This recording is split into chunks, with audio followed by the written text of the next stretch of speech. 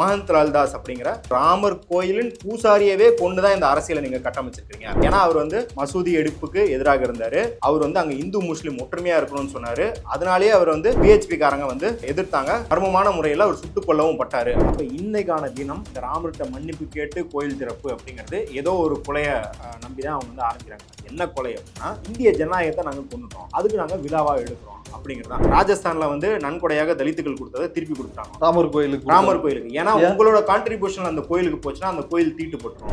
இதை ஜனநாயகமற்ற இந்த ஒரு சமூகத்தை ஜனநாயகமா இருக்கிற மாதிரி கட்டமைக்கிறதுக்கு எல்லா கடவுளுக்கும் ஒரு காம்ப்ளெக்ஸை கொடுத்து உனக்கு ஒரு டோக்கன் போட்டாச்சு அப்படின்னு சொல்லி எல்லா சாதியினருக்கும் விடுற கடவுள். குறிப்பாக பாத்தீங்கன்னா புத்தரையும் உள்ள நினைச்சுக்கிட்டாங்க. புத்தர் சிலைகளை இடிச்சு அங்க இருக்கிற ஸ்தூப்பாக்களை இடிச்சு தான் கோயில்கள் கட்டப்பட்டிருக்கு வரலாறு முழுக்க அப்படின்னு தெரியும். இன்னைக்கு அதுக்கு அரசு பாதுகாப்போட புத்தரை இந்து மதத்துக்குள்ள தவறாக உள்ள வாங்குறதுக்கான வேலைகளும் நம்ம பார்த்திருக்காங்க. அந்த ராமர் கோயில் அங்கதான் அவர் பிறந்தாருன்றதுக்கு எந்த ஆதாரமும் கிடையாது. Supreme court fake ID supreme court தான் நம்ம சொல்லணும். ஏன்னா நம்ம தான் ஃபேஸ்புக்கு இன்ஸ்டாகிராம்ல எவனா ஃபேக் ப்ரொஃபைல் வச்சிருந்தாலே திராணி இருக்கிறவன் மூஞ்சா கட்டி திட்டுறான்னு சொல்றோம். சுப்ரீம் கோர்ட் போய் என்ன சொல்றது? ஜட்மெண்ட் 2019 இந்த நாட்டையே உழுக்கிற ஜட்மெண்ட் ஒன்று கொடுக்குறாங்க. ஆனா அந்த ஜட்மெண்ட்ல யாரு பேரும் கிடையாது. நம்ம ஏதாவது சொன்னாதான் உள்நோக்கம் கற்பிக்கிறோம்னு சொல்லி நம்ம மேல வழக்க போட்டு உள்ள தள்ளி குண்டாஸ்ல இருந்து ஊப்பா வரைக்கும் எல்லாத்தையும் போடுவாங்க. ஆனா அசாம் சிஎம் மேடை போட்டு பேசிக்கிட்டு இருக்காரு. ரஞ்சன் கோகாய் அசாமின் இந்துத்துவ நாயகன். பாருங்க, அவர் சின்ன வயசுல இருந்து அந்த இந்துத்துவ கோட்பாடுல வலிமையா இருக்கிறதுனாலதான் 2019 அவரால் அந்த மாதிரி ஒரு தீர்ப்பை கொடுக்க முடிஞ்சது. வெளிப்படையா பறை சாட்டுறாங்க. நிர்மலா சீதாராமன் இப்ப கிடையாது, நம்ம இதுக்கு முன்னாடி ஒரு நேர்காணலே சொல்லியிருந்தோம். அவங்க என்ன வேலை பார்க்குறாங்கன்னா, அவங்க பொருளாதாரத்தை நிர்வகிக்கிறதுக்கு பொய்களை தான் நிர்வகிக்கிறாங்க. ஏன்னா அவங்க கணவரே அவர் புக்கில் எழுதியிருக்காரு, மோடிக்கு பொருளாதார பரிந்துரைகள் சொல்றது ஊடு எக்கானமிஸ்ட்ங்கிறாரு. அதாவது மழை வரலன்னா ஆத்தா கடுப்பாயிடுச்சு அப்படின்னு நினைக்கிறவங்க இருக்காங்களா, அதே மாதிரி பொருளாதாரம் விழுந்துச்சு கோயில் கட்டினா பொருளாதாரம் சீராயிரும் அப்படின்னு நினைக்கிறா மூட நம்பிக்கையை கொண்ட பொருளியல் நிபுணர்கள் தான் அவருக்கு பொருளியல் பரிந்துரைகளை செய்யறாங்கன்னு அவங்க மனைவி தான் அவர் சொல்லியிருக்காரு. அப்படி பொருளாதாரத்தை பண்ண வக்கில்லாம தான் நாடு இப்படி நாசமா கிடக்குது, வேலையின்மை இருக்குது, விலைவாசி ஏற்றம் இருக்குது. அதையெல்லாம் விட்டுட்டு அவங்க கடந்த 1 வருஷம் 2 வருஷமாவே அவங்க பாக்குற வேலை என்ன அப்படின்னா, ஒரு அண்ணாமலை கீழே இருக்கிற அமர் பிரசாத் ரெட்டி இதை பண்ணா பரவாயில்ல, இந்தியாவின் நிதியமைச்சரா இருக்கிற தமிழ்நாட்டுக்கே பாஜகவின் பிரதிநிதி மாதிரி காட்டிக்கிற இவங்க இப்படி பண்றதா ரொம்ப கேலி கூத்தாக இருக்குது. ட்ரைப்ஸ் பார்வையாளர்களுக்கு வணக்கம். இன்று நம்மோடு அகாடமி ஃபார் மார்க்சிஸ்ட் ஸ்டடீஸ் அமைப்பை சார்ந்த தோழர் மத்தூர் சத்யா அவர்கள் இணைந்துள்ளார். வாருங்கள், அவரோடு விவாதிக்கலாம். தோழர் வணக்கம். வணக்கம். ராமர் கோயில் இன்னைக்கு அந்த பிராண பிரதிஷ்டை அப்படின்றது நடந்து முடிஞ்சிருச்சு. ஹெலிகாப்டர்கள் மூலமாக மலர் தூவி முகேஷ் அம்பானி, நடிகர் ரஜினிகாந்த் உள்ளிட்டு தனுஷ் உள்ளிட்டு இப்படி சினிமா பிரபலங்கள், ஆன்மீக துறவிகள், இப்படி உத்தரப்பிரதேசத்தில் ஒரு மிகப்பெரிய ஒரு ஆன்மீக திருவிழாவை பாஜக நடத்தி முடிச்சிருக்கிறாங்க. இதை முடிச்ச உடனே பிரதமர் மோடி நன்றி தெரிவிச்சிருக்கிறார். நீதித்துறைக்கு, கரசேவர்களுக்கு, இவங்க எல்லாருக்கும் நன்றி தெரிவிச்சிருக்கிறார். தாமதமாக கோயில் கட்டப்பட்டது வருத்தம் தான். ராமர் எங்களை மன்னிக்கணும் அப்படின்னு மன்னிப்பையும் கேட்டிருக்கிறாரு. ராமர் எங்களை மன்னிப்பார் அப்படின்ற விஷயத்தையும் பிரதமர் மோடி சொல்லியிருக்கிறாரு. இந்திய கலாச்சாரம் மீட்கப்பட்டிருக்கிறது அப்படின்ற ஒரு விஷயத்த சொல்லிருக்கிறாரு பிரதமர் மோடியினுடைய கருத்து. அப்புறம் இன்னைக்கு நடந்த இந்த ராமர் கோயில் திறப்பு விழா, இந்த விஷயம் குறித்து உங்களுடைய பார்வை என்ன? பொதுவாகவே இந்து பண்டிகைகள் அப்படின்னு அவங்க சொல்ற பெரும் பண்டிகைகள்லாம் பாருங்க, தீபாவளி அப்படின்னா நரகாசுரனை கொன்னோம், ராமலீலானா நாங்கள் ராவணனை கொன்னோம் அப்படின்னு. அப்போ இன்னைக்கான தினம் இந்த ராமர்கிட்ட மன்னிப்பு கேட்டு கோயில் திறப்பு அப்படிங்கிறது ஏதோ ஒரு கொலையை நம்பிதான் அவங்க ஆரம்பிக்கிறாங்க. அது என்ன கொலை அப்படின்னா, இந்திய ஜனநாயகத்தை நாங்கள் கொண்டுட்டோம், அதுக்கு நாங்கள் விழாவாக எடுக்கிறோம் அப்படிங்கிறதான். அங்கே போயிருக்கிற இந்த அறிஞர்களாகட்டும், பிரபலங்களாகட்டும், பாடகர்களாகட்டும், துறவிகளாகட்டும், யாருமே ஜனநாயகம் பக்கம் நிற்கிறவங்க இல்லை. வெளிப்படையாகவே எல்லாரும் எல்லா காலகட்டத்திலையும் சாதியவாதிகளோடையும் பெரும் பணக்காரர்களோடையும் மதவெறியர்களோடையும் துணை நின்றவங்க தான் இன்னைக்கு அங்கே இருக்கிறாங்க. அங்கே யாருமே ஐயோ சமூகத்தில் நல்லவர்றா அப்படின்னு சொல்ற யாருமே அங்கே கிடையாது. அப்போ அப்படிதான் இதை பார்க்குறோம். இந்த கோயில் அப்படிங்கிறதே அதற்கான சின்னம் தான். இப்போ அவங்க கூட ராமரின் சின்னம் சொல்றதை விட இது ராஷ்டிர மந்திர் அப்படின்னு தான் சொல்றாங்க. அப்ப அந்த ராஷ்டிர மந்திர்னா என்ன சொல்றாங்கன்னா, இங்க இந்தியாவில் இருக்கிற எல்லா ஸ்பிரிச்சுவல் பண்பாடு ஆன்மீகத்துக்கும் அதுதான் ஒரு சின்னங்கிறாங்க இல்லையா. அவங்க ஆன்மீகம் எப்படியான ஆன்மீகம் நம்மளுக்கு தெரியும். அப்ப நம்ம என்ன சொல்றோம்னா, அது இந்தியாவில் இருக்கிற ஜனநாயகமற்ற மதவெறியின் சின்னமாக தான் இருக்குது அப்படிங்கிறத நம்ம ஃபர்ஸ்ட் அப்படிதான் நம்ம சிந்திக்கிறோம். அதனாலதான் பாத்தீங்கன்னா அவங்க என்ன பண்றாங்கன்னா, இதை ஜனநாயகமற்ற இந்த ஒரு சமூகத்தை ஜனநாயகமா இருக்கிற மாதிரி கட்டமைக்கிறதுக்கு எல்லா கடவுளுக்கும் ஒரு காம்ப்ளெக்ஸை கொடுத்து உனக்கு ஒரு டோக்கன் போட்டாச்சு அப்படின்னு சொல்லி எல்லா சாதியினருக்கும் விடுற கடவுள். குறிப்பாக பாத்தீங்கன்னா புத்தரையும் உள்ள நினைச்சுக்கிட்டாங்க. ஏன்னா புத்தரை வந்து அவங்க எப்பயுமே 10வது அவதாரம் 9வது அவதாரம் அப்படின்னு வந்து அவங்க உண்டு சரிக்க முயற்சித்தாங்க. அதுக்கும் இன்னைக்கு ஒரு வழிவகுத்திருக்காங்க. ஏன்னா உங்களுக்கு வரலாறு முழுக்கவே தெரியும், புத்தர் சிலைகளை இடிச்சு அங்க இருக்கிற ஸ்தூபாக்களை இடிச்சு தான் வந்து கோயில்கள் கட்டப்பட்டிருக்கு வரலாறு முழுக்க அப்படின்னு தெரியும். இன்னைக்கு அதுக்கு அரசு பாதுகாப்போட புத்தரை இந்து மதத்துக்குள்ள வந்து தவறாக உள்ள வாங்குறதுக்கான வேலைகளும் நம்ம பார்த்துருக்காங்க. அதனாலதான் மோடிஜி வந்து இன்னைக்கு வந்து அவ்வளோ ஆரவாரமோட நீங்க சொன்ன மாதிரி ஹெலிகாப்டர்லாம் பூ தூவி இவ்வளவு பெரிய ஒரு அநீதியை எல்லாரும் கைத்தட்டும் விதமாக நம்ம கொண்டாடுறோம் அப்படிங்கிறது தான் அவரோட பெரிய வெற்றியாக இருக்குது. இப்ப இது ஒரு ராமராஜ்யம் அப்படின்னு இது நாள் வரைக்கும் வந்து சொல்லிட்டு இருந்தாங்க. இன்னைக்கு தினமலர் கூட அதனுடைய அந்த முகப்புல வந்து தினமலர் அப்படின்றத சின்னதா போட்டு ராமராஜ்யம் அப்படின்ற விஷயத்த ரொம்ப பெருசா கொட்டை எழுத்துல போட்டு 500 ஆண்டு இழிவு வந்து துடைக்கப்பட்டுருச்சு அப்படின்னு இது பண்றாங்க. இது ஒரு இந்து ராஷ்டிராவை நோக்கி முன்னேறுகிறது அப்படின்னு வந்து புரிஞ்சுக்கலாமா? கண்டிப்பாக. ஏன்னா இது அவங்களுக்கு அடித்தளம் போட்டுக்கிட்டு இருக்கிறாங்க. தினமலர் பார்த்தீங்கன்னா இன்ன வரைக்கும் ராமராஜன் போடதான் இல்லை. ஆனால் அந்த ராமராஜ்யம் எப்படியாக இருக்கும்ன்றது தினமலரோட தலைப்புகள் இது வரைக்கும் நம்ம பார்த்துருக்குறோம். இலவசமா பஸ் பாஸ் கொடுத்தப்ப பெண்கள் வந்து வேற வேற கிராமத்துக்கு போய் புழங்கிட்டு வராங்க, என்ஜாய் பண்ணிட்டு வராங்க, கொச்சையா எழுதணும் தினமலர். நம்ம வந்து காலை உணவு திட்டத்தை போட்டா கக்கூஸ் நிரம்பி வழிகிறது அப்படின்னு போட்டவன். ஸ்டாலின் ஆகட்டும் இல்லை வந்து எந்த எதிர்க்கட்சி தலைவர்களாகட்டும் சாதிய ரீதியாக கார்ட்டூன்கள் போட்டவன், இழிவான தலைப்புகளை வச்சவன். இதுதான் ராமராஜ்யம் அப்படின்னு ஒரு கன்க்ளூஷனுக்கு எப்படி மோடிஜி 10 ஆண்டு காலத்துல தலித்துக்களுக்கு எதிராக, பிற்படுத்தப்பட்டவர்களுக்கு எதிராக, இங்க இருக்கிற சிறுபான்மையினருக்கு எதிராக, ஆதிவாசி மக்களுக்கு, பழங்குடி மக்களுக்கு எதிராக செயல்பட்டுட்டு பாருங்க. இதுதான் சம்மரியோட ஒரு சின்னம், கன்க்ளூஷன் அப்படின்றதுக்கு. எந்த ரிசர்ச் இல்ல ஆர்டிகல் எதுனா கன்க்ளூஷன். அந்த கன்க்ளூஷனுக்கு பாருங்க ராமர் கோயில். ராமர் கோயில் எதை சிம்பாலைஸ் பண்ணுது அப்படின்னா, நான் சொன்ன மாதிரி ஜனநாயகமற்ற தன்மை, இந்த இடி சிபிஐ எல்லாத்தையும் கேப்சர் பண்ணதுக்கோட ஒரு சின்னம் அப்படின்ற மாதிரியே தான். ஆனா பிரதமர் மோடி வந்து இது ஒரு அமைதியின் சின்னம், ராமரை விவாதமாக்க கூடாது, அவர்கிட்ட நீங்க போய் தீர்வு தான் வந்து கேட்கணும் அப்படின்னு வந்து சொல்றாரு. ஒரு அமைதியின் சின்னம் தான் அயோத்தியின் ராமர் கோயிலா?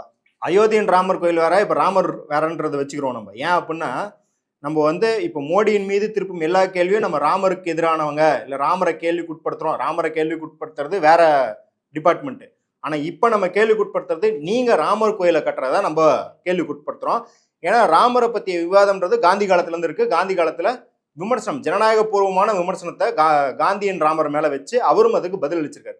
ஆனா உங்க ராமர் எப்படி இருக்கிறாருன்னா, இங்க இருக்கிற பல்லாயிரம் மக்களை கொன்று குவிச்சு அதன் மீது ஒரு மசூதியை இடிக்கப்பட்டு அதுக்கப்புறம் அதுவும் குறிப்பாக அந்த ராமர் கோயிலின் பூசாரியவே கொண்டுதான் இந்த அரசியலை நீங்க கட்டமைச்சிருக்கீங்க. நம்ம வந்து ஒரு 2 3 நாளைக்கு முன்னாடி ட்விட்டர்லயே பார்த்திருப்போம். மஹந்த் லால்தாஸ் அப்படிங்கிற அந்த ராமர் கோயிலின் பூசாரியவே வந்து கொலை பண்ணாங்க. ஏன்னா அவர் வந்து மசூதி எடுப்புக்கு எதிராக இருந்தாரு. அவர் வந்து அங்க இந்து முஸ்லீம் ஒற்றுமையா இருக்கணும்னு சொன்னாரு. அதனாலேயே அவர் வந்து பிஹெச்பி காரங்க வந்து எதிர்த்தாங்க. மர்மமான முறையில் அவர் சுட்டுக் கொல்லவும் பட்டாரு. அவர் பேரு மஹந்த் லால் தாஸ். அவர் தான் ராமர் கோயிலோட ஃபர்ஸ்ட் பூசாரி. நீதிமன்றம் நியமிக்குது. எப்ப இந்த கோயில கட்டப்படுறதுக்கு முன்னாடி, மசூதி இடிக்கிறதுக்கு முன்னாடி அங்க ஒரு திருட்டுத்தனமா கொண்டு போய் 1949 ஒரு சிலையை வச்சாங்க இல்லையா, அது நாங்க வழிபடணும்னு சொல்றாங்க. அப்பதான் நம்மளுக்கு தெரியும் ராஜீவ்காந்தி என்ன பண்றாருன்னா, இஸ்லாமியருக்கு எதிராக ஒரு சட்டம் வந்து ஷாபானு கேஸ். அது இஸ்லாமியர்களை மேனேஜ் பண்ண ஒரு மூவ் பண்ணதுக்கு இவங்கெல்லாம் எதிர்த்தோன்னே அவர் வந்து அதான் கோபி சுதாகர் கமல்ஹாசன் நான் இந்த பக்கம் போறேன்னு நினைச்சா நான் இந்த பக்கம் போயிடுவேன் அப்படின்ற மாதிரி அவர் என்ன பண்ணாருன்னா, ஓ நான் இஸ்லாமிய சார்புன்னு நினைக்கிறீங்களா, ஆனா நான் ஒரு இந்து அப்படின்ற மாதிரி கேட்டை திறந்து விடுறாரு. வழிபடுறதுக்கு கேட்டை திறந்து விடுறாரு. அந்த மசூதியில வைக்கப்பட்ட அந்த சிலைக்கு பூஜை செய்யற பூசாரியாக நீதிமன்றம் நியமிக்கப்பட்ட மஹந்த் லால் தாஸ் இந்த மாதிரியான ஒரு ஜனநாயக கருத்தை கொண்டவராக இருக்கு. அதுல முக்கியமா அவர் வைக்கிற இன்னொரு கருத்து என்ன அப்படின்னா, இந்த சிலையை வச்சதுக்கு அப்புறம் நீ இடிக்க போறது மசூதியே கிடையாது, நீ இடிக்கிறது ராமர் கோயிலை தான் நீ இடிக்கிற. அப்ப நீ ராமர் கோயிலை இடிச்சிட்டு ராமர் கோயிலை கட்டுற அப்படின்னா நீ ராமருக்கு கோயில் கட்டல. இப்ப நம்ம மோடி ராமர் இந்த வித்தியாசத்தை பார்க்கும்போது அவர் சொல்ற அந்த ஸ்டேட்மெண்ட் தான் நம்ம வந்து தாரக மந்திரமா எடுத்துக்கணும். என்ன அப்படின்னா, நீ ராமருக்கு கோயில் கட்டல, நீ பிஜேபியின் வாக்கு வங்கிக்கு கோயில் கட்டுற. அப்படியே அவர் அதான் சொல்றாரு. இந்த விஹெச்பி காரங்க இந்த தமிழ் மக்கள்கிட்ட நம்ம சொல்லிக்கிறது என்னன்னா, நம்ம வந்து இந்த ராமராஜ்யம், இந்த இந்துத்துவம், இதெல்லாம் வட இந்திய கோட்பாடு, இதை கொண்டாந்து இங்க திணிக்கிறாங்கன்னு நினைக்கிறோம் இல்லையா. வட இந்தியர்களுக்கே இந்த கோட்பாடு அந்நியமாக இருந்திருக்குன்னு அவரோட பேச்சுல இருந்து தெரியுது. அவர் என்னங்கிறாருன்னா, இங்க அயோத்தியாவில் இருக்கிற மக்களுக்கு யாருக்கும் இந்த கோயில் வேணும்னு கேட்கல, நாங்கெல்லாம் வந்து இஸ்லாமியர்களோட வந்து அண்ணன் தம்பியா தான் இருக்கிறோம். அவங்க பாருங்க ரொம்ப மென்மையான தன்மை பொருந்தியவங்க, அவங்க எங்களை வந்து வழிபட்டுக்கோங்க, அந்த காம்ப்ளெக்ஸ்குள்ளேயே வழிபட்டுக்கோங்க, உள்ள நாங்க கும்பிடுறோம், வெளியே அந்த காம்பவுண்டுக்குள்ள நீங்க கும்பிடுங்கன்னு சொல்றாங்க. நீங்க தான் வந்து வெளியூர்காரனுங்க, இந்த விஹெச்பி காரங்க, இவனுங்க வந்து எங்களுக்கு சம்மந்தமே இல்லாத ஒரு அரசியலை கிளப்பிக்கிட்டு இருக்காங்க, இவனுங்களே பாத்தீங்கன்னா அயோத்திக்கு இவனுங்களே அசலூர் காரணங்க அப்படிங்கிறாரு. அப்ப அதை நம்ம புரிஞ்சுக்கணும். அதுதான் வந்து நேரு சொல்றாரு. உங்களுக்கு அந்த 1949 50 வந்து அவர் எழுதுனதை சொல்றாரு. உத்தரப்பிரதேச காங்கிரஸ் வந்து மாறிட்டு வருது. உத்தரப்பிரதேசம் அப்படிங்கிற இந்த மாகாணம் மாறுறது இது இந்தியால ஒரு பகுதியாவே என்னால கருத முடியல. ஓகே, வெளிநாடுன்றாரு. வெளிநாடுங்கிற மாதிரி ஆயிக்கிட்டு இருக்கு. என்னால வந்து அதை ரெக்கக்னைஸே பண்ண முடியல. குறிப்பாக அவர் இன்னும் உத்தரப்பிரதேச மாகாணத்தை தாண்டி உத்தரப்பிரதேசல இருக்கிற காங்கிரஸ் கட்சியில இல்லாத மாதிரி தான் செயல்பட்டுக்கிட்டு இருக்கு. அவர் அதை சொல்லிட்டு இன்னொரு புத்தகத்துல வந்து முகவரையாவும் இருக்குது. அவர் சொல்றாரு, இந்தியாவுக்கு the enemy for India mark you. அவர் வந்து மார்க் மை வேர்ட்ஸ்ங்கிற மாதிரி பஞ்சு டைலாக் மாதிரி சொல்றாரு, மார்க் யூ. ஏன்னா அப்போ வந்து கம்யூனிசத்தின் மீது பெரிய விமர்சனம் வந்து மாவோ தலைமையில் ஆட்சி இருக்குன்றத உலகம் ஃபுல்லா பிரச்சாரம் பண்ணாங்க. So India's enemy mark you is not communism, it is Hindu right wing கம்யூனலிசம்னு சொல்றாரு நேரு.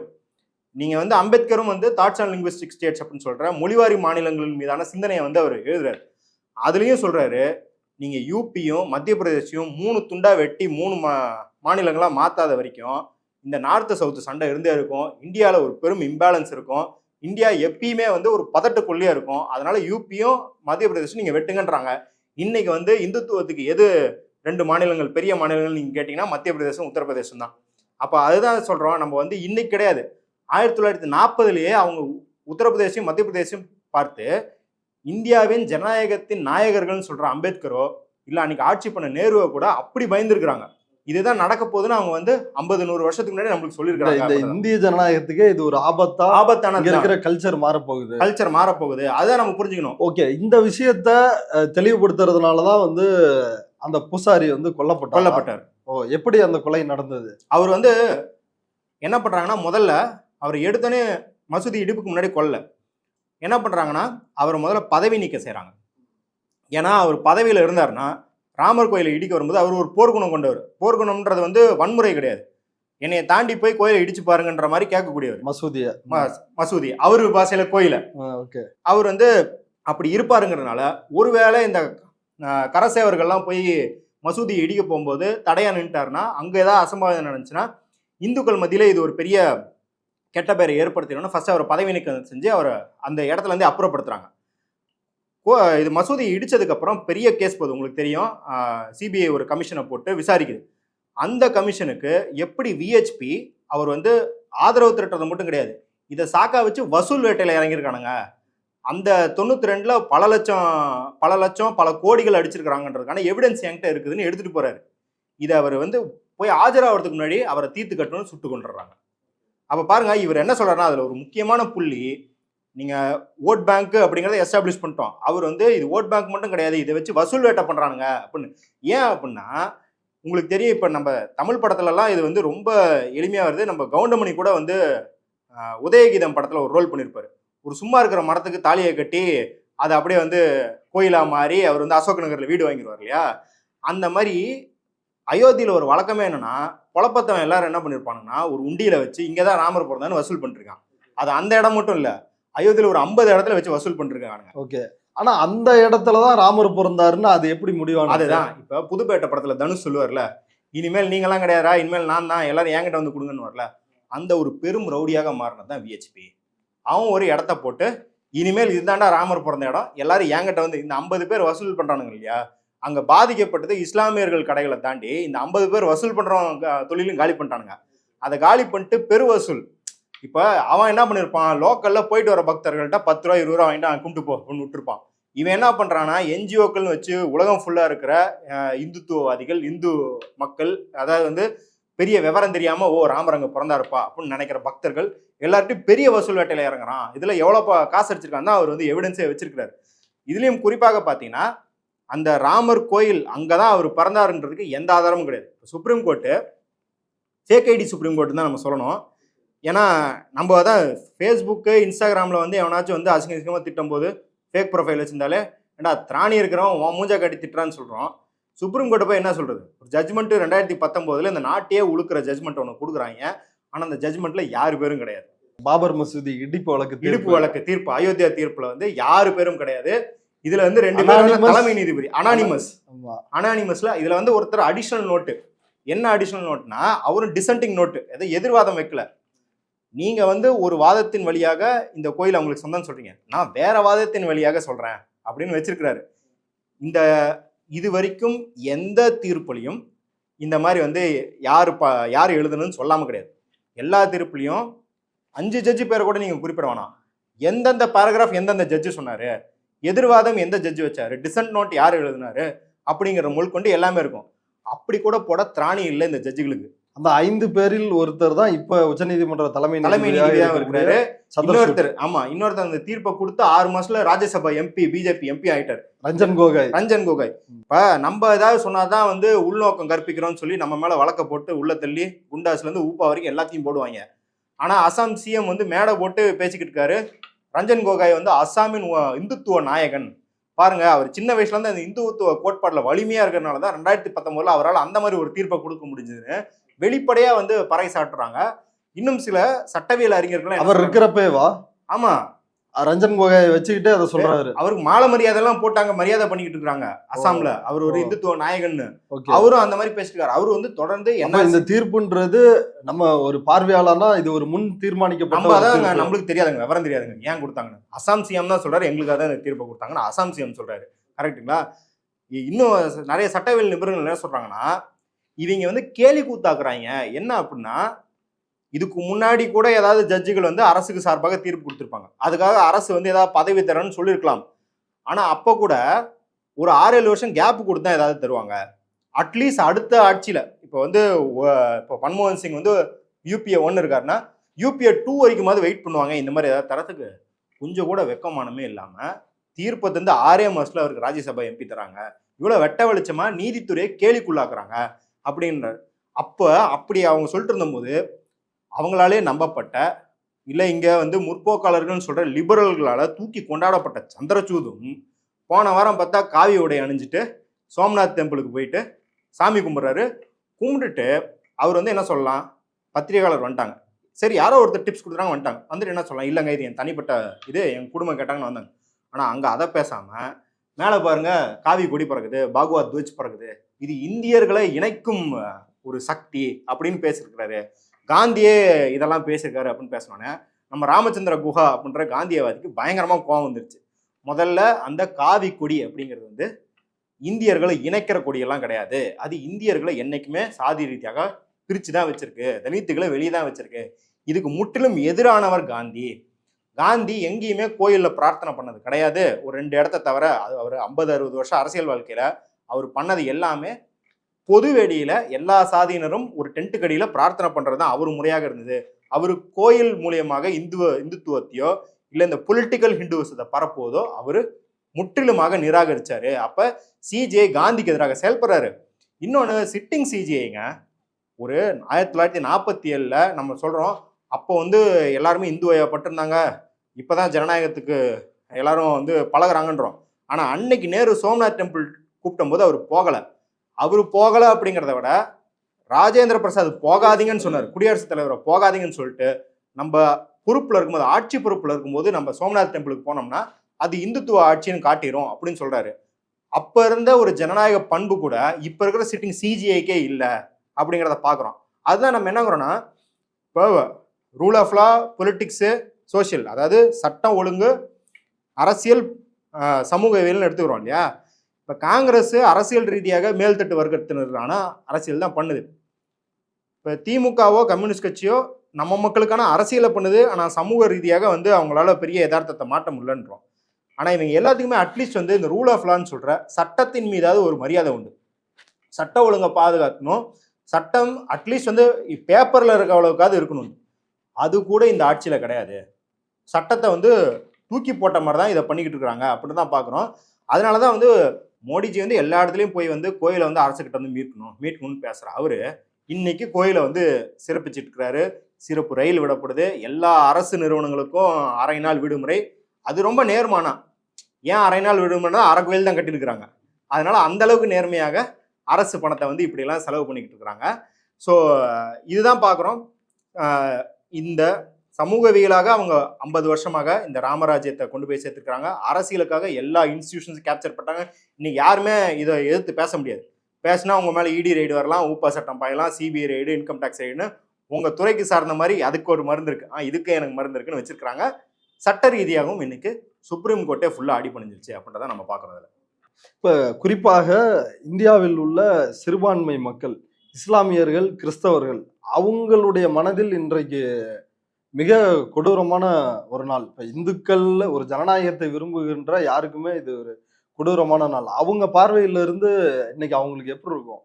கண்டிப்பாக. ஆக்சுவலி நீங்க கிறிஸ்துவர்கள்னு சேர்த்தது ஒரு கரெக்டான ஒரு அணுகுமுறை. ஏன்னா, இன்னைக்கு இன்னொரு நிகழ்வும் நடந்திருக்குது.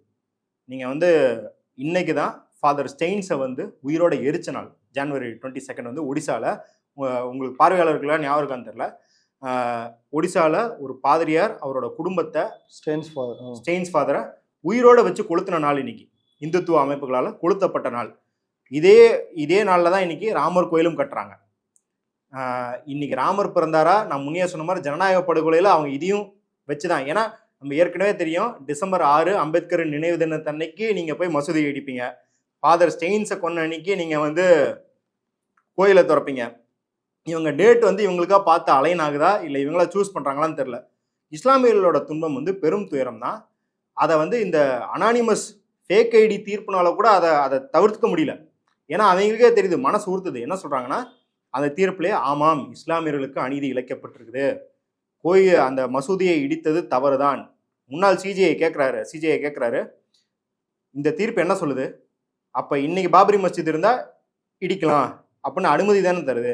அதே போல் அந்த ரத யாத்திரை அப்படின்னு சொல்லி 15 மாநிலங்கள் ஆயிரக்கணக்கான இஸ்லாமியர்கள் கொல்லப்பட்டதை இந்த தீர்ப்பு அங்கீகரிக்குது. அந்த தீர்ப்பு அங்கீகரிக்குது. அதுக்கான மெட்டீரியல் வடிவமாக ரத்தமும் சதையுமாக இன்னைக்கு அந்த ராமர் கோயிலில் வேலை பார்க்குறவங்க, இன்னைக்கு அங்கே கூடியிருக்கவங்களாம் ரத்தமும் சதையாக இருக்கிறாங்க. அது சிமெண்ட் செங்கலாக ராமர் கோயிலே இருக்குது அப்படின்றத அத்தனை ஆயிரம் கொலைகளை அங்கீகரிக்குது இது அப்படின்னு பார்க்குறோம். அப்போ இங்கே இருக்கிற இஸ்லாமியர்களுக்கு என்ன தோணும் அப்படின்னா, எங்களை கொன்னா கூட அதை வந்து முன்னையாவது கொன்னா அது தவறு இல்லை அப்படின்னு சொல்றது ஒரு கட்டம். தவறுன்னு சொல்றது ஜனநாயகம். தவறுன்னு சொல்றது அடுத்த மெத்தனை போக்கு. அதுக்கு அடுத்த ஸ்டேட் என்ன ஆகுதுன்னா, எங்களை கொன்னா அது உங்களுக்கு ரிவார்டு. இன்னைக்கு வந்து பிஜேபியில் உங்களுக்கு வந்து ஒன்றும் இல்லை, ரமேஷ் பிதூரி உங்களுக்கு தெரியும், அவர் பாராளுமன்றத்தில் எந்திரிச்சு நீ சுன்னத் செஞ்சவன், நீ பாகிஸ்தான் ஏஜென்ட்டு, நீ வந்து ஒரு அப்பனுக்கு பிறக்கலாம்லாம் பேசினவரை டக்குன்னு ராஜஸ்தானில் எடுத்து அவரை வந்து எலெக்ஷன் கமிட்டியில் போட்டு விட்டாங்க. ராஜஸ்தானில் போய் பிரச்சாரம் பண்ணு, நீ தாண்டா சரியான ஆளு, இஸ்லாமியருக்கு எதிராக இவ்வளோ ஓப்பனாக பேசுகிறேன், நீ தான் சரியானு போட்டுடுறாங்க. அப்போ இந்த ராமர் கோயிலும் இந்த மாதிரி நிகழ்வுகளும் என்ன சொல்லுதுன்னா, எங்கள் மீது வன்முறை நிகழ்த்தினால் பாஜக உனக்கு உயர் பதவி தரும், உனக்காக பொருட்செலவு ஏற்படுத்தி தரும், உனக்காக நீ என்ன சொல்கிற இடத்துல கோயில் கட்டி தரும் அப்படிங்கிறதா வந்து இஸ்லாமியர்களோட மனநிலையாக இன்னைக்கு இருக்குது. அதுக்கு வந்து கண்டிப்பாக ஒரு நாள் இந்த இந்திய தேசமும் இந்த பெரும்பான்மை மதத்தில் இருக்கிறவங்களும் கண்டிப்பாக இஸ்லாமியர்கள் நிலைமையை புரிஞ்சு மன்னிப்பு கேட்கும் நாள் வரும். ஓகே, இப்போ என்னோட இறுதி கேள்வியா, இப்போ இந்த தமிழ்நாட்டில் இந்த ராமர் கோயில் விவகாரத்தை வச்சு அமைச்சர் நிர்மலா சீதாராமன் நேற்று வந்து ஒரு ட்வீட் பண்ணுறாங்க. தினமலரினுடைய செய்தியை வச்சு, ராமர் கோயில் திறப்பை ஒட்டி தமிழ்நாட்டில் உள்ள கோயில்களில், குறிப்பாக அறளைத்துறை கோயில்களில் ராமர் பேரில் பூஜையோ அன்னதானமோ செய்யக்கூடாது அப்படின்னு அறளைத்துறை வாய்மொழியாக ஒரு உத்தரவு போட்டிருக்குது அப்படின்னு அவங்க ஒரு விஷயத்த போடுறாங்க. இன்னைக்கு முதலமைச்சர் ஸ்டாலின் அதை கடுமையா கண்டனம் தெரிவிச்சிருக்கிறாரு. இப்ப நிர்மலா சீதாராமன் இப்படி ஒரு நிதி அமைச்சரை இவ்வளவு ஒரு பொய்யான தகவலை போடுவதற்கான நோக்கம் என்ன?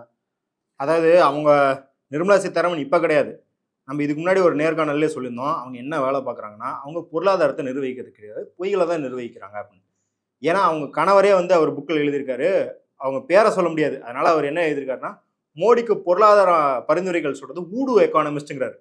ஊடு எக்கானமிஸ்ட் அப்படின்னா தமிழ்ல என்னன்னா, ஊடுனா இந்த தாயத்து கட்டுறவங்க, மை போட்டு பார்ப்பாங்கல்ல, எல்லா மூட நம்பிக்கைகளும், அதாவது மழை வரலன்னா ஆத்தா கடுப்பாயிடுச்சு அப்படின்னு நினைக்கிறவங்க இருக்காங்களா, அதே மாதிரி பொருளாதாரம் விழுந்துச்சு, கோயில் கட்டினா பொருளாதாரம் சீராயிரும் அப்படின்னு நினைக்கிறா மூட நம்பிக்கையை கொண்ட பொருளியல் நிபுணர்கள் தான் அவருக்கு வந்து பொருளியல் பரிந்துரைகளை செய்கிறாங்கன்னு அவங்க மனைவி தான் அவர் சொல்லியிருக்காரு.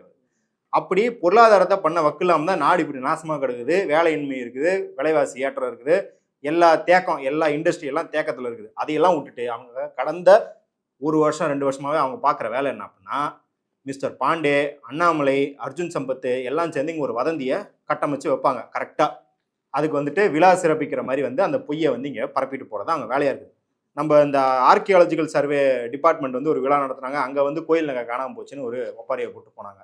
அப்புறம் பார்த்தா திருச்செந்தூரில் வந்து ஒரு கோயிலுக்கு பின்னாடி ஏதோ பெருமாள் வர வழியில் யாரோ 4 பேர் டாய்லெட் போயிட்டாங்க, அது ஒரு நேஷ்னல் இஷ்யூவாக்க பார்த்தாங்க.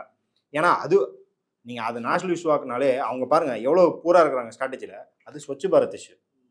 டாய்லெட் போகிறாங்கிறது ஸ்வச் பாரத் இஷ்யூ, அது வந்து அறநிலையத்துறை இஷ்யூ கிடையாது. ஆச்சா, அப்படிதான் பண்ணுறது.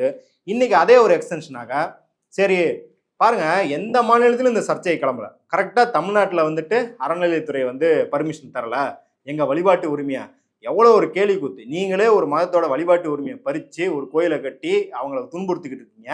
இங்க எங்க வழிபாட்டு உரிமையை பறிச்சிட்டாங்களோ அதுவும் அவங்க சொன்னது உண்மைதானே. இன்னைக்கு வந்து காஞ்சிபுரம் வரதராஜ பெருமாள் கோயில்ல வந்து எல்இடி ஸ்கிரீன் வைக்கிறதுக்கு அனுமதிக்கலையே தமிழ்நாடு அரசு. அமைச்சரே கலந்துக்கிற நிர்மலா சீதாராமன் அவங்க கலந்துக்கிற நிகழ்ச்சியில தமிழ்நாடு அரசு அப்படி செஞ்சிருச்சா? அதாவதுங்க, அதான் நான் முன்னே சொன்னல, இந்த ரூல் ஆஃப் லாவே வந்து தூக்கி போட்டாங்க, சட்டம் இருக்கக்கூடாதுன்னு. இந்த சட்டத்தை எவ்வளோ கேவலமாக மதிக்கிறாங்கன்னு பாருங்களேன். இப்போ எங்கள் ஊரில் ஒரு கோயில் இருக்குங்க, திருச்சியில் தான் நான் இருக்கிறேன், என் பக்கத்தில் தான் ஸ்ரீரங்கம் இருக்குது. ஸ்ரீரங்கத்தில் நான் பாட்டுக்கு வந்து ராமரை பற்றி படம் போடுறேன்னு சொல்லி கமலஹாசனோட ஏராம் படத்தை போய் நான் ஸ்க்ரீன் பண்ண முடியுமா திருச்சி கோயிலில்? நானாக போய் இல்லை, எங்கள் கோயிலே வேணாங்க, ஒரு பஸ் ஸ்டாண்டில் வந்து கோயம்பேடு பஸ் ஸ்டாண்டில் போயிட்டு எனக்கு பிடிச்சதெல்லாம் நான் ஸ்க்ரீன் பண்ணிருக்க முடியுமா? அது நல்ல கருத்தாக இருக்கட்டும், கெட்ட கருத்தாக இருக்கட்டும், முதல்ல என்ன ஸ்க்ரீன் பண்ணாலும் பர்மிஷன் வாங்கணும். நீங்கள் வந்து ஜனநாயகத்துக்காக இல்லை மோடியின் பெருமையை பேசுறதுக்கு ஒரு ரேலி போனா கூட போலீஸை பர்மிஷன் வாங்கணும். அப்போ பர்மிஷன் வாங்குறது சட்டம். நீங்கள் என்னங்கிறீங்கன்னா சட்டம்லாம் கிடையாது, போலீஸு நீதிமன்றம்லாம் வந்து எங்களுக்கு ரப்பர் ஸ்டாம்ப் மாதிரி, நாங்கள் சொல்கிறதா சட்டம்னு பேசுகிறீங்க. சரி, பர்மிஷன் வாங்கினீங்களா அங்கே இடத்துல? அப்படின்னா பர்மிஷன் வாங்குற இடத்துல இன்னைக்கு எல்லாருமே ஸ்க்ரீன்ஷாட் எடுத்து போட்டாங்க, பஜனை செய்வதற்குன்னு போட்டிருக்கு. அப்போ பஜனை செய்கிறதுக்கு தான் உங்களுக்கு வந்து பர்மிஷன் கொடுத்துருக்கு. அதிலே வந்து இதுக்கெல்லாம் பண்ண மாட்டோன்னு சொல்லி தான், ஸ்க்ரீனிங்லாம் பண்ண மாட்டோன்னு சொல்லி தான் வாங்கியிருக்கிறீங்க. நீங்கள் அங்கே பர்மிஷன் வாங்கும் போது எதையுமே கேட்காம இங்கே வந்துட்டு வதந்தியை பரப்புனா என்ன அர்த்தம்? இன்னைக்கு வந்து என் ராம் வந்து ஒரு பெரிய ரைட்டப்பே போட்டு விட்டாரு, இந்த இவ்வளோ கேவலமாக வன்முறையை வச்சு வதந்தியை பரப்புறீங்க அப்படின்னு. இது அதான் நேற்று சேகர்பாபு ட்வீட்டில் சொல்லியிருந்தது தான், ஒரு அண்ணாமலை கீழே இருக்கிற அமர் பிரசாத் ரெட்டி இதை பண்ணால் பரவாயில்ல, இந்தியாவின் நிதியமைச்சராக இருக்கிற தமிழ்நாட்டுக்கே பாஜகவின் பிரதிநிதி மாதிரி காட்டிக்கிற இவங்க இப்படி பண்ணுறதா வந்து ரொம்ப கேலி கூத்தாக இருக்குது. பாஜக நம்ம என்ன பரிந்துரைக்கிறோன்னா, பாஜக என்ன நினச்சிக்குதுன்னா, நிர்மலா சீதாராமன் அப்படின்றவங்க ஒரு தமிழர், அவங்க போய் பேசினா தமிழ் மக்கள்லாம் கனெக்ட் ஆவாங்க அப்படின்னு நினச்சிக்கிறாங்க. தயவு செய்து பாஜக தலைமையை நீங்கள் புரிஞ்சுக்கோங்க, அவங்கள ஒரு தமிழ் மக்களை யாருமே பார்க்கல, ஒரு பாஜகவின் ஒரு அங்கமாக தான் பார்க்குறாங்க. ஏன்னா நாங்கள் மொழி பேசுகிறோம், அவங்க பாஷையை பேசுகிறாங்க, அந்த பாஷையே எங்களுக்கு ஒத்து வரல. ப்ளஸ் அவங்க வந்து எல்லா இடத்துலையும் திமிராகவும் பொய்யாகவும் தான் பேசிக்கிட்டு இருக்கிறாங்க. ஒரு நிதியமைச்சருக்கு என்னெல்லாம் தெரியணுமோ அதெல்லாம் எதுவுமே அவங்களுக்கு தெரியல. எஸ்டிஆர்எஃப் எது என்டிஆர்எஃப் எதுன்னு தெரியாமல் தான் பேசிக்கிட்டு இருக்கிறாங்க. அவங்க அன்எம்ப்ளாய்மெண்ட் அப்படின்னா வந்து எல்லாரும் சுய வேலையெல்லாம் பண்ணுறாங்கன்றாங்க. அன்எம்ப்ளாய்மெண்ட்டில் அதெல்லாம் கணக்கிலே வராதுன்னு ஒரு பேசிக்காக 11th எக்கனாமிக்ஸ் படிக்கிறவனுக்கு கூட தெரியும். இப்படி இருந்துக்கிட்டு முதல்ல 11th 12th என்சிஆர்டி புக் அவங்க படித்தாங்கன்னா நம்மளுக்கு வந்து கொஞ்சம் உதவியாக இருக்கும். அவங்க கோயிலெலாம் தலையிட வேணாம் அப்படிங்கிறத நம்ம கேட்டுக்கிறோம். அடுத்த ஆளுநர் வந்து டி நகர் மாம்பழத்தில் இருக்கிற கோதண்டராமர் கோயில் அர்ச்சகர், அவர் மூஞ்சில வந்து ஒரு பயமும் அச்சமும் அவர் மூஞ்சில நான் வந்து பார்த்தேன். ஏன்னா அந்த மாதிரி ஒரு அச்சுறுத்தப்பட்டிருக்கிறார்கள் தமிழ்நாட்டில். யார் அச்சுறுத்தினாங்களா? இவர் தான் இல்லை, இவரை பார்த்து ஒருத்தர் பயப்படுறாரு அப்படின்னா யாரு? இல்லைங்க, அறநிலைத்துறையினுடைய வாய்மொழி உத்தரவால் அவங்களாம் அப்படி இருக்கிறாங்கன்னு அவர் சொல்றாரு. எனக்கு புரியலங்க. பாஜகக்காரங்களுக்கு ஆடியோ லீக் ஆகிக்கிட்டே இருக்குது, வீடியோ லீக் ஆகிக்கிட்டே இருக்குது. எங்கேருந்து இந்த வாய்மொழி உத்தரவெல்லாம் காது கொடுத்து கேட்குறாங்கன்னு தெரில. கேட்டதுக்கப்புறம் ஒரு ஆளுநர் பார்க்குற வேலையா? அவங்க பயத்தை கண்டேன், இதுக்கெல்லாம் ஏதாவது எவிடன்ஸ் இருக்குதா? அவங்களே கோயில் சம்மந்தப்பட்ட அர்ச்சகர்களே மறுக்கிறாங்க. அப்படிலாம் ஒன்றும் இல்லை, அப்படிலாம் ஒன்றும் இல்லை. இல்லை, மறுக்கிறாங்கன்றது ரெண்டாவது கேள்விங்க. ஒரு கான்ஸ்டிடியூஷனல் பொசிஷனில் இருக்கிறாரு. இந்த இந்திய அரசியலமைப்பு சட்டம் ஃபெடரலிசம் அப்படிங்கிற கூட்டாட்சிக்கு ஒரு இணைப்பாக ஆளுநர் இங்கே அனுப்பியிருக்கு. அதே போல் இந்திய அரசியலமைப்பு சட்டத்தை பாதுகாக்கணும், ஒரு மாநில அரசு அதை மீறி இருக்கக்கூடாதுன்றதுக்காக ஆளுநர் வச்சுருக்காங்க. இப்படிப்பட்ட ஒரு பொறுப்பு இருக்கிறவர் காலங்காத்தால வேலை பொழப்பு இல்லாமல் போய் அர்ச்சகர் மூஞ்ச உத்து பார்த்து அவர் பயப்படுறாரா, அவர் சாப்பிட்ருக்காரா, அவர் டென்ஷனில் இருக்காரான்னு பார்த்துட்டு அதையும் ஒரு அறிக்கை விடுறாருன்னா, இவர் வந்து அவர் ஐபிஎஸ் ரெக்கார்ட்லாம் எடுத்து பார்க்கணும்னு நினைக்கிறேன். அங்கே உட்காந்து இப்படி தான் பார்த்துக்கிட்டு இருப்பார் போல. ஓகே, இப்போ இந்த இறுதி கேள்வியா, இந்த ராமர் கோயில் அப்படின்ற இந்த விவகாரம் 24இல் மோடியினுடைய இந்த தேர்தல் நாடாளுமன்ற தேர்தலில் கை கொடுப்பாரா ராமர்? அது அப்படிதான் கை கொடுப்பாருன்னு நினைக்கிறாங்க. ஆனால் எனக்கு என்ன தோணுது அப்படின்னா, எப்படி நம்ம வந்து பஸ் யாத்திரையை வந்து பாத யாத்திரையாக மாற்ற பிஎன் ரூட்ஸு கெலாட்டா போன்ற சேனல்கள் வந்து முழு நேரம் வேலை பார்த்தாங்க, பாலிமர் நியூஸ் வேலை பார்த்தாங்க, அது மாதிரி ஒரு பெரிய பட்ஜெட் பஸ் யாத்திரையாக இந்த கோயில் இருக்கிறத நம்ம பார்க்க முடியுது. அந்த அளவுக்கு பிரச்சாரம் பண்ணுறாங்க. எந்த அளவுக்கு பிரச்சாரம் பண்ணுறாங்கன்னா, பிஎஸ்பி பப்ளிக் செக்டர் பேங்க்ஸ் எல்லாத்துக்கும், ஸ்டேட் பேங்க்கு, இந்தியன் பேங்க் மாதிரி போன்ற பேங்க்குகள் மோடி என்னென்ன நலத்திட்டத்தை கொண்டு வந்தார் அப்படின்னு கடைசி 2 மாசமா வீடியோ வேன் வச்சு எல்லா இடத்துக்கும் போய் பரப்பணும்னு பேங்க் மேனேஜர்களுக்கு உத்தரவு வந்திருக்கு. கர்நாடகா, தமிழ்நாடு எல்லா இடத்துலையும் பண்ணிக்கிட்டு இருக்கிறாங்க.